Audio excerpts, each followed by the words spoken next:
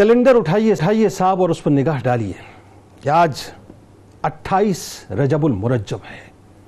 اور ناظرین آج سے بہت صدیوں پہلے ایک مرتبہ 28 رجب المرجب آئی تھی.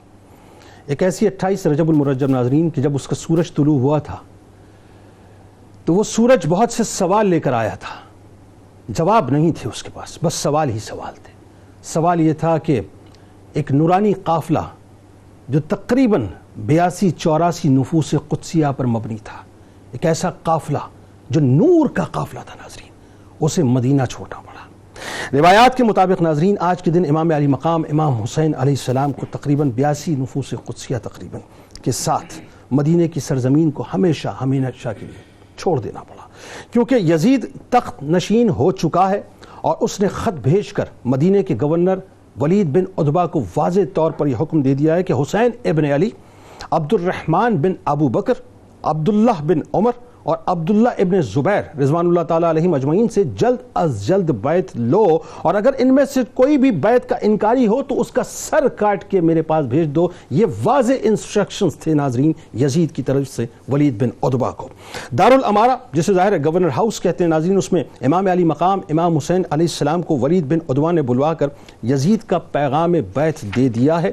ذہن میں رہے اسی وقت مروان بن حکم بھی وہاں موجود ہے اور وہ آپ علیہ السلام کی شان میں گستاخی بھی کر چکا ہے معاذ اللہ. ناظرین کرام یہی وہ موقع تھا جہاں صرف اشارہ فرمانی کی دیر تھی کہ پورا کا پورا مدینہ، بلکہ میں یہ کہوں کہ مدینہ کے اطراف کے جتنے بھی علاقے ہیں وہ امٹ کر آ جاتا اور امام علی مقام امام حسین علیہ السلام پر اپنا سب کچھ نچھاور کرنے کو تیار ہو جاتا. مگر آپ نے سوچا کہ میرے حامیوں اور حکومت کے درمیان کہیں ایک مسلح جنگ کی فضا پیدا نہ ہو جائے اور خون خرابے کی نوبت نہ ہو جائے، اور میرے نانا جان کا وہ پاک مدینہ جسے آپ علیہ السلام نے حرم پاک قرار دیا ہے، وہ مقدس سرزمین میرے خون سے رنگین نہ ہو جائے. لہٰذا حالات کی نزاکت کو دیکھتے ہوئے امام علی مقام امام حسین علیہ السلام نے اپنا آخری سلام پیش کرنے کو ترجیح دی ناظرین، اور مدینے کو چھوڑنے کو ترجیح دی. یعنی اپنے نانا جان سرکار دو جہاں صلی اللہ علیہ وآلہ وسلم، اپنی والدہ سیدۃ النساء العالمین حضرت فاطمہ الزہرا سلام اللہ علیہا، اپنے بھائی اور جنتی نوجوانوں کے سردار امام حسن علیہ السلام اور دیگر کی بارگاہ میں آپ پیش ہوتے ہیں ناظرین. 28 رجب المرجب 60 ہجری کو اپنے اہل بیت اور اصحاب کے ساتھ، جن میں کم و بیش اللہ اکبر 19 دن کے حضرت علی اصغر علیہ السلام بھی موجود ہیں ناظرین، آپ مدینے سے مکے کی طرف کوچ کر جاتے ہیں. اس دردناک، کربناک، اذیتناک اور المناک قیامت صغریٰ کو بیان کرتے ہوئے ناظرین میں اگر یہ کہوں تو غلط نہیں ہوگا کہ کلیجہ منہ کو آتا ہے، الفاظ کانپنے لگتے ہیں، شعور و عقل کے سارے چراغ مکمل طور پہ بجھ جاتے ہیں اور زبان جو ہے وہ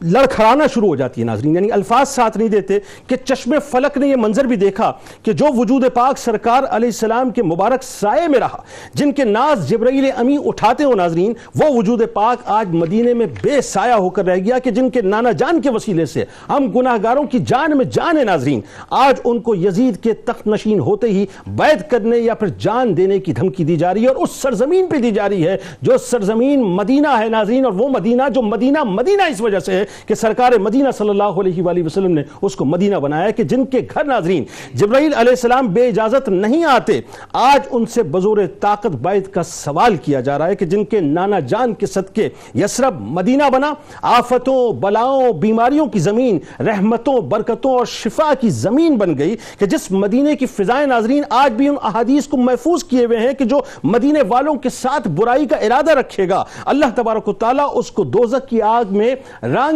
کی طرح پگھلائے گا. اور ایک اور حدیث میں آتا ہے کہ جس نے اہل مدینہ کو اپنے ظلم سے خوف زدہ کیا، اللہ تعالیٰ اسے خوف میں مبتلا کرے گا، اس پر اللہ، ملائکہ اور سب لوگوں کی لعنت ہے. قیامت کے دن اللہ تعالیٰ ان کی تمام تر فرض عبادتوں کو ایک طرف رکھے گا اور ان کے نوافل کو بھی قبول نہیں کرے گا. یہ وعید ناظرین ذہن میں رہے کہ مدینے کے عام لوگوں کے لیے ہیں، جن کو خوف زدہ کیا جائے تو ان کے ساتھ یہ معاملہ ہوگا. کجا اس کے ناظرین کہ جس پیشانی کو ہم بوسہ گاہ مصطفیٰ صلی اللہ علیہ وآلہ وسلم کہتے ہوں، جن کو سرکار دو عالم صلی اللہ علیہ وآلہ وسلم اپنا بیٹا فرمائیں، جن کو جنتی نوجوانوں کی سرداری کا تاج اللہ کی طرف سے عطا ہوا ہو، جو سرکار دو عالم صلی اللہ علیہ وآلہ وسلم کے گھر والے ہو ناظرین، جن کے صدقے اللہ تعالیٰ نے یہ کائنات ہمیں عطا کی ہو، وہ پاک نفوس قدسیہ ناظرین اگر ستائے جائیں تو ذرا سوچئے، جن کو مدینے کی زمین، مدینے کی مٹی، مدینے کی ہوائیں، مدینے کی فضائیں، مدینے کے در و دیوار، مدینے کے ماحول کو چھوڑنے پر مجبور کیا جائے، بروز محشر ان کے ساتھ کیا ہوگا؟ بس یہ ذہن میں رکھیں،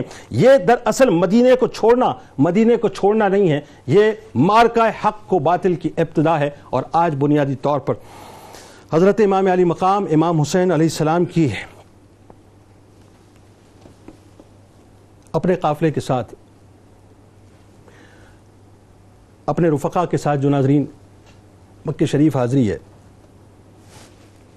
میرے الفاظ ساتھ نہیں دے رہے، جب ایک گناہ گار مدینہ چھوڑتا ہے تو وہ یہ کہتا ہے کہ ہم مدینے سے اللہ کیوں آ گئے؟ قلب حیراں کی تسکین وہیں رہ گئی، دل وہیں رہ گیا، جان وہیں رہ گئی، ہم اسی در پہ اپنی جبیں رہ گئی، جس جگہ سجدہ ریزی کی لذت ملی، جس جگہ ہر قدم ان کی رحمت ملی، جس جگہ نور رہتا ہے شام و سحر، وہ فلک رہ گیا، وہ زمین رہ گئی۔ ناظرین، یہ ہم گناہ گاروں کا عالم ہے۔ ذرا سوچئے کہ نواسہ رسول صلی اللہ علیہ وآلہ وسلم نے جو آخری حاضری اپنے نانا جان کے دربار میں دی ہوگی، کیسی حاضری ہوگی ناظرین؟ اللہ اکبر۔